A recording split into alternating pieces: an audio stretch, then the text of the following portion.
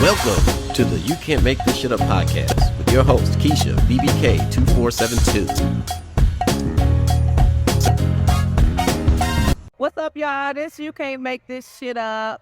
Tonight, we at the official Juneteenth celebration for the Northend.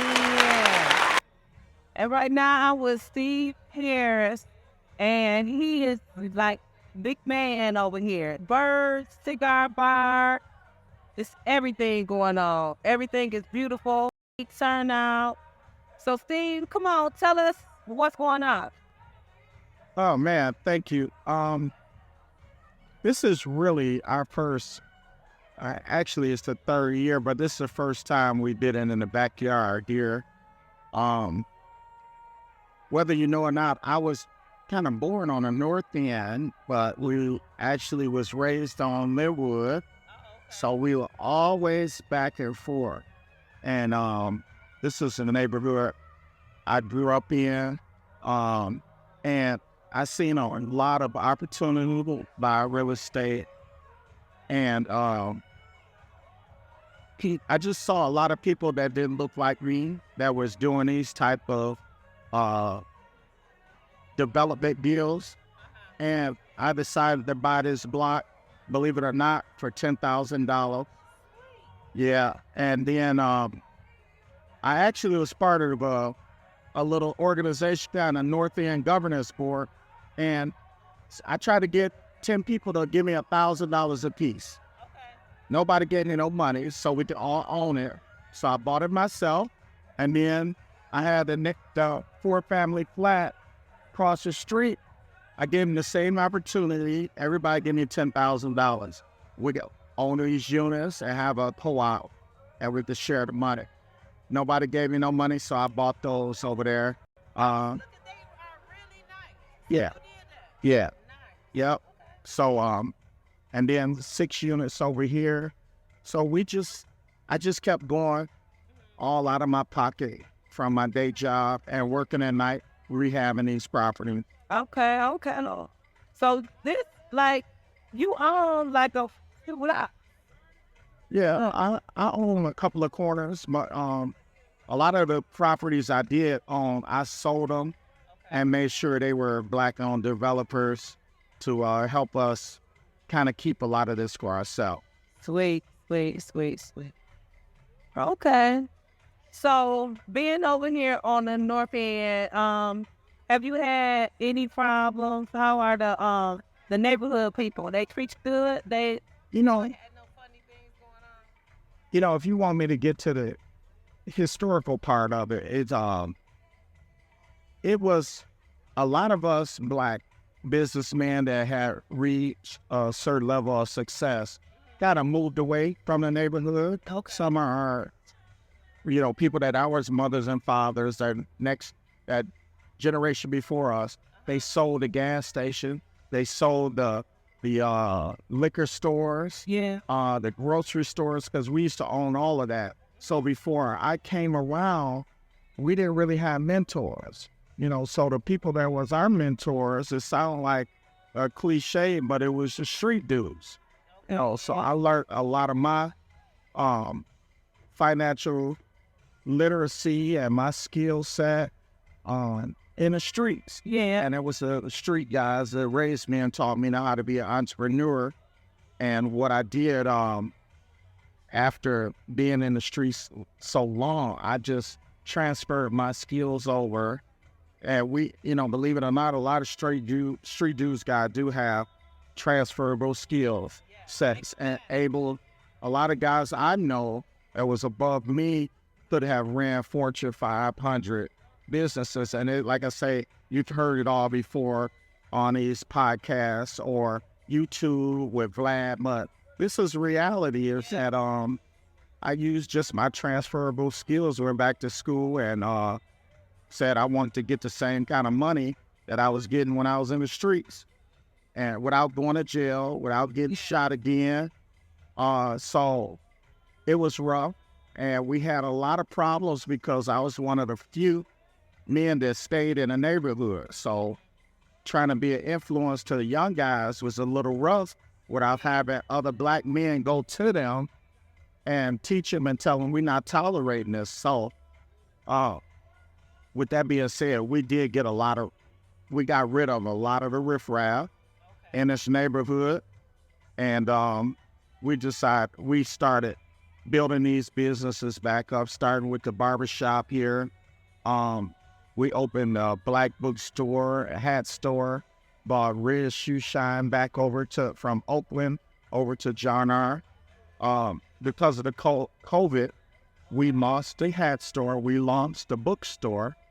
And that, after going down to La Casa and seeing how they was treating people that looked like me, I said, I'm going to take a shot at a cigar lounge. I smoke cigars. All my friends that are more distinguished black gentlemen, they smoke. So I'm going to try and build something for them. And then the neighborhood was begging for a coffee shop. So I took a shot at both, teamed up with partners that was a lot smarter than I was. Okay. And just grow both of those businesses. They're still going. We're having some challenges, but it's new, small business, but you can see the result of what black placemaking is all about. And now I'm just trying to figure out, how do we get black people to really support black business?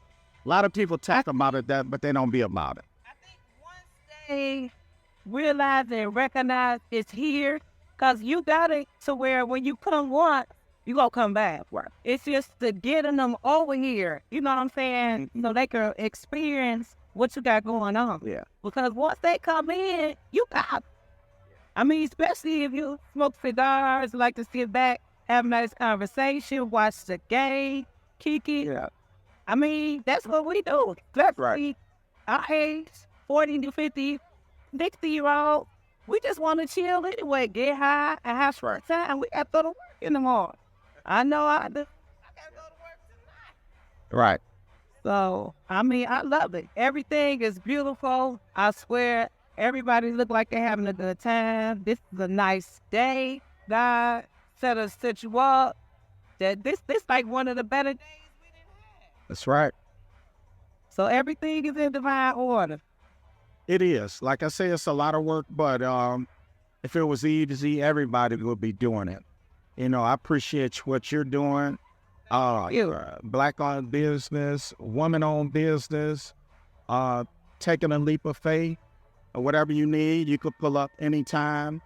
And we just got to keep reinventing ourselves. Yeah, that's what I got to do. And like, this is my first time redirecting the podcast towards the people. You know what I'm saying? Each time I've done it from inside, you know, by being a nice day or whatever. I had to, you know, figure out how to turn it around. And I still got a little key or whatever, but Yeah. I'm just hoping that everything turns out good. This time is my little test today. Right. All right, so I'm praying that I got it right. But like you say, everything happened for a reason. A couple of times I saw you, it wasn't COVID, and we was just running into each other at the airport. Because I had semi-retired, and I was just flying around the world, building Airbnbs in different countries, but COVID grounded me, and it grounded me back in my community, doing the same thing. And it's just so crazy sitting here talking to you, because I know you remember when I was doing something totally different. You know, we used to be in the same places, but man, God has blessed me to let me see. I'll be 55, and I never thought I'd be doing what I'm doing, but I feel like I'm making up for a lot of things. Not that I did wrong. I just feel like I woke up and figured that I can do some of the same things with my transferable skills and then plant some seeds. Because it is some black men that planted seeds to me, even when I was in the streets, sitting in spots, you know, and they told me, you know, yeah. You learn a skill from that. And see, it's so crazy. You know, I consider, people, somebody said to me, so much stuff be happening, you, this and that. And it don't even seem like, I put out fire. When there's a fire, I figure a way out and I do that. And I don't let things get me down. I keep moving. You know what I'm saying? Right. And so other people on the outside looking in, when they hear me going through what I'm going through, they feel like I got bad luck or something. I don't feel like I got bad luck, because with everything that I've been through, I got a big purse. Right. And I'm packing it. And I'm packing it with that experience. Yeah. Because the time will come when I can whip out what I've been through, right, and it's going to help me to excel. Yeah. Because I'm not falling down. Right. You know what I'm saying? I've already weaponed up. I got it already. Oh, hold on. I remember, it's just like when your mama them tell you, watch yourself crossing that street and look both ways. Yeah. It's in your mind, automatic, because it's there. But if you been through it and she told, you know what I'm saying? They had a commercial. And in the commercial, the girl was in the car and things her mama was saying was going through her head. And that's the way things are. Things you go through and go through your head. You look up, you're like, wait a minute. I'd have been around this here before. I think I want to go with them. I'm going to get out this car right now. You know what I'm saying? Right. But it be those experiences that tap you on the shoulder and be like, this ain't for you. Let them go ahead and do that. Yeah. And that reminds me of a lot of the more elevated or more upscale black men that come and visit. I tell them to check their titles at the door, because we got bigger shit to do. You know what I'm saying? Like, don't talk me to death about Black power and what we need to be doing. Go around some of these little young dudes out the street. Bring them back with you. Plant some seeds. Then you can impress me. Your little titles and all that. We all got titles and we all X something. But what you're doing right now, you know what I'm saying? Don't talk in depth. Bring some little young people. Show me you plant some seeds. Or let's go do something that's gonna make a difference, because that shit, they be talking. They be talking to themselves. I say, talk to some good young dudes, and some of these young women. That's how, So my whole thing is, I got one motto in my comparables, is we give a handout, not a handout. So let's help these people stop thinking about getting a damn handout. You start trying, we're going to help you go the rest of the way, but we're not giving you no handout. You really want that help? You don't know the thing is, all you got to do is show the initiative. And it's like, okay, how do I take real?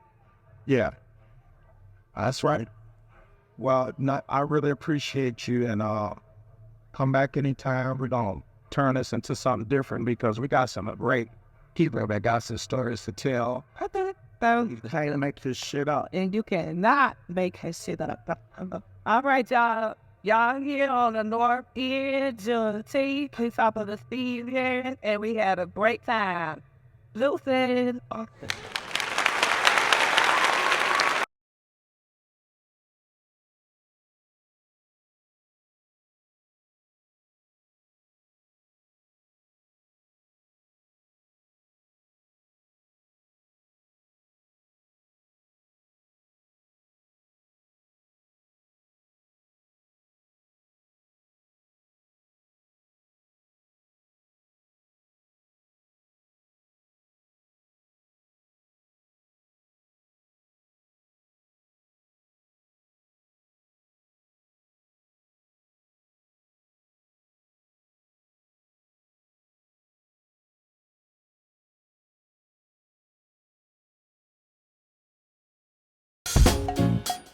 Thanks so much for celebrating Juneteenth with the Northend and Steve Harris. See y'all next time.